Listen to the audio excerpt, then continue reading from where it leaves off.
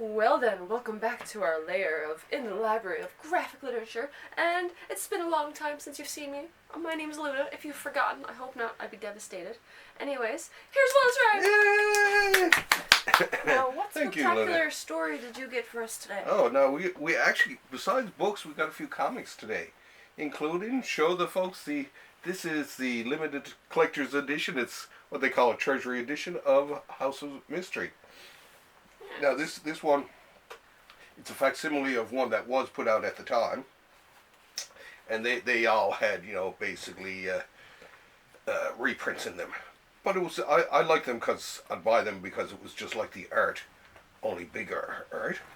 Like this is by Bernie Wrightson, who did the Swamp Thing. Show the people.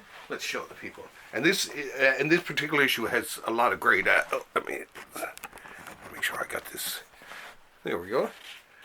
It's a classic Bernie Wrightson from Swamp Thing fame. And then there's one of my favorite. Oh, which one is this? This is by Neil Adams and Joe Orlando. Two giants in their own. Joe Orlando was the guy who actually was the editor of a lot of the titles. He really did a great job on the horror line, including Swamp Thing. And this also includes, great center spread drawing of one of the hosts. This by Wrightson. And one of my favorite stories in this. Looks like a Sandman character. Well, in a lot of ways, these were the what led to that. Because this 20 years ahead, but still, this is because the spirit carried on. I think from this to Vertigo, from the horror titles. It's one of my favorite artists, Alex Toth. He's one of those simple guys. I always tell you that I like his artwork, and this is like even in his drawings of people talking and all that. He was a real minimalist, and a lot of us artists think of ourselves as Tothians. Oh, and this was by Sergio Aragonés, the guy who did a lot of cartoons for Mad and Gru. Mm-hmm. So this was just, and Neil Adams, one of the more realistic artists from back then. Oh yes. He did that Green Lantern, Green Arrow, but I love the cover too. I think the cover, if I'm not correct, looks like it could be Bernie Wrightson. Although it's hard to say. Although it does kind of look like Neil Adams too. Maybe Adams with Wrightson inking it. But yeah, beautiful. I love like I say, I love the format. They were nice and big, cool. Now, in terms of other comics, sticking with the Halloween theme. This is kind of Halloweeny. This is Catacomb of Torment. This is the latest EC comic from Oni Press, and they do a really cool job. I'll show the people. They're classic old-time horror stories or modern stories done in a EC form. So a little bit of the past, a little bit of the present, and the art in them actually is pretty good. This actually looks like a reprint there in the back. That looked like a ghastly gray angles. Oh my God, I'm getting my horror people right. Any Tales from the Crypt here? No, but this is EC was where Tales of the Crypt came from. So these people licensed the EC logo and all that, and so now they're turning out basically Tales from the Crypt like stories. As a matter of fact, does this one also have a? No, this one doesn't. These are all new stories. These are in these in the comics in this one they're like sort of modern takes on the old EC Tales of the Crypt style comics, right? They also did another one there. Is that Cruel Kingdom? No, that's another guy. Yeah. Oh, okay, kind of the same. But this Cruel Kingdom, that was their other series, which we actually featured on this. So, but this is sort of like their latest version. They're all more or less the same format. They're just putting different names on it. All right.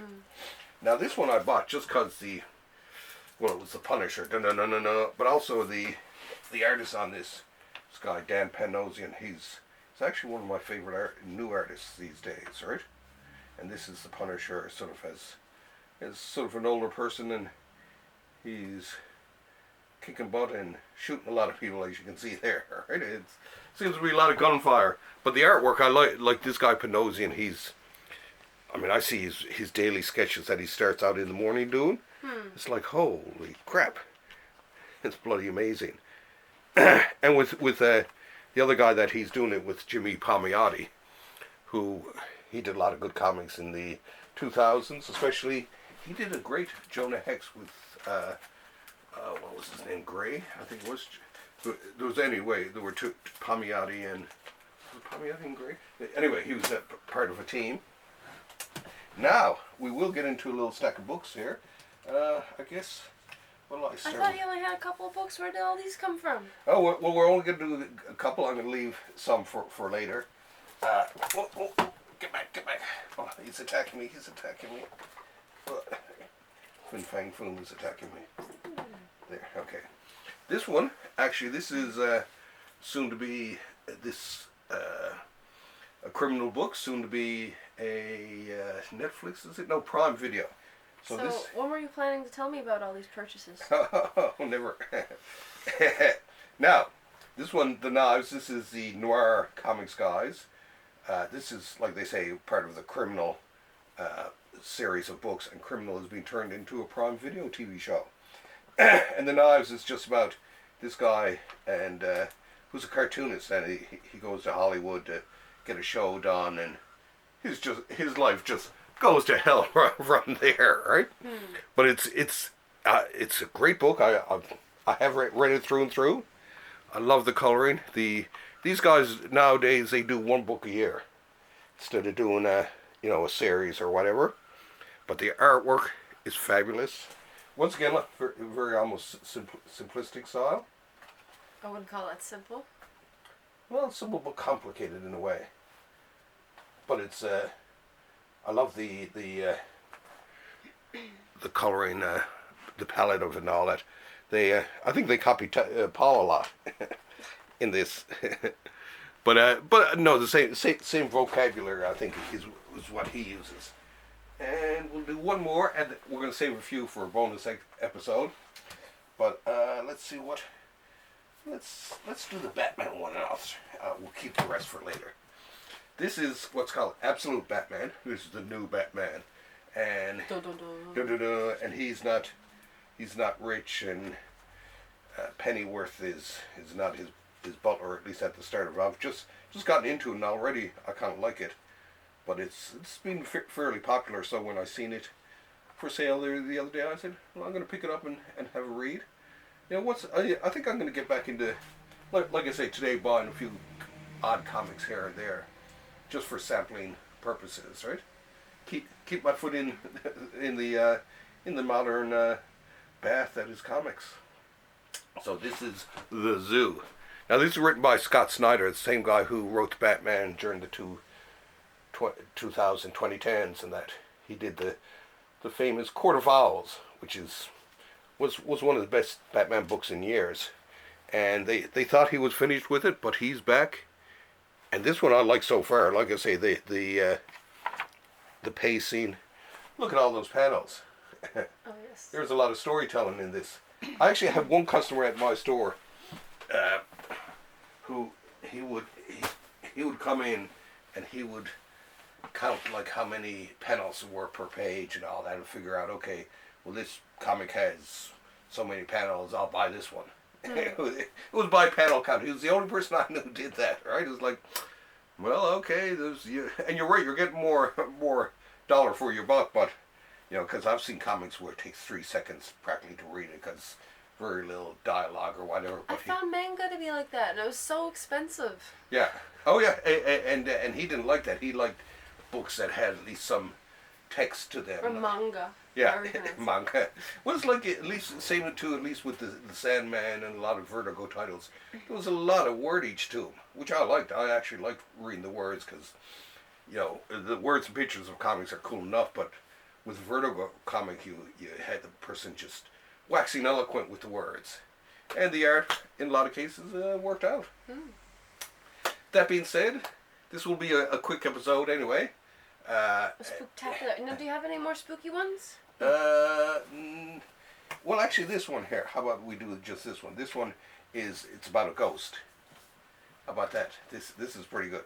This is about this girl who dies, and she becomes a ghost, and then she's basically, traveling around the world, meeting all the other ghosts, and they're all hanging out around the world, watching people still living their lives.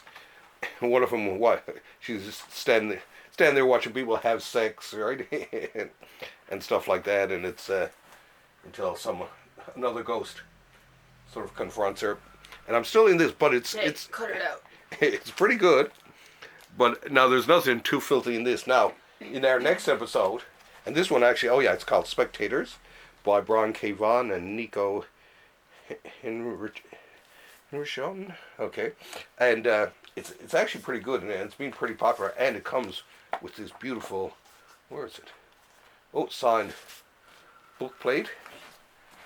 Show the people. There she is. That's the ghost there. It's beautiful looking. So yeah, and so far I'm really enjoying it.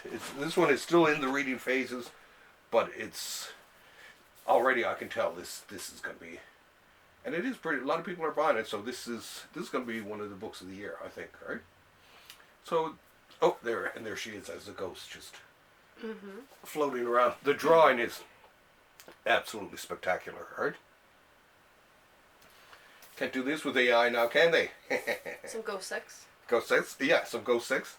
Now, in the next episode, I got a new book, the Black Kiss Omnibus, but unfortunately, we're gonna have to be very careful what pages we show, because it's just filled with filth, filth,